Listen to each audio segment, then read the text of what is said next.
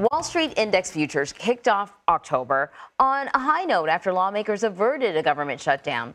Investors will wait to hear from the Federal Reserve Chair Jerome Powell today for more on the central bank's interest rate path. Joining me now is Javier David. He's the managing editor for business and markets at Axios, and he is a CBS News contributor. Good to see you. Hi. So let's talk about this. Shutdown averted, sort of. Kicked down the road.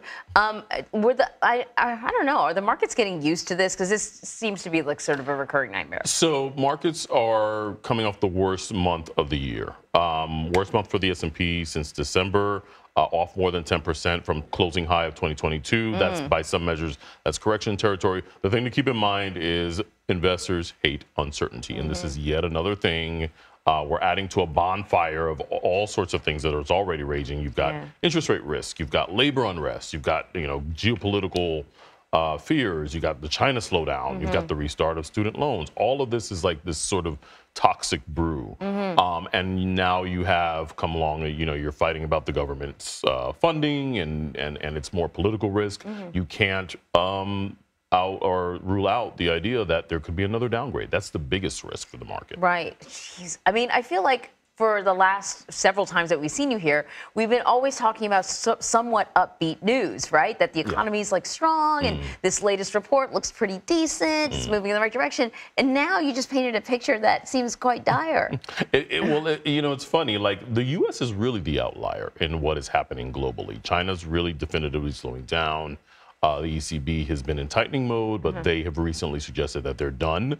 The Fed did this weird thing where they put a comma or an ellipsis where the market was looking for a period. They really wanted to hear the Fed say, we're done. Right. But instead we got, we're done, but don't rule out another hike by the end of the year and don't look for another cut next year. So all of this to say that the U.S. has defied expectations, but that doesn't necessarily mean that we're going to completely skirt a recession. And a recession, to be honest, could be a downturn, a mild downturn. It could be a mild recession. It's not necessarily going to be deep. No one likes to hear recession.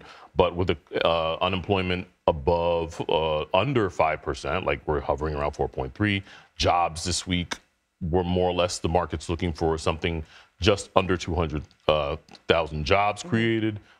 You've got a pretty solid, robust jobs market. People are still getting paid, but there are all of these risks hanging out there, and they're all just oil. We haven't even scratched the surface of what's going on in the energy markets. And that's just yet another thing that people have to be mindful of. I feel like there was sort of a spell there where we were talking about a soft landing and it looked like it could be done. And then it's really only recently that I've kind of heard the small R kind of pop up again. You listed off some of the economic indicators that investors will be looking at this week. Any others? Really, it's all about jobs, but we'll get manufacturing surveys. That's also very important. That's also sort of a big indicator of where the economy's headed and how jobs and activity are being created. It's been sort of soft, but the jobs component is something that people always look for. How are employers faring? How's the manufacturing sector sort of faring in terms of who they're hiring and how much they're paying. All of those are really indicators and part and parcel of what we watch. Is the expectation that we'll see a little bit of a ramp up in hiring because we're getting into the holiday season, or that doesn't happen as much anymore? I think we are. We're at this weird point where, we just came out of the summer season and everybody was out shopping, spending, et cetera.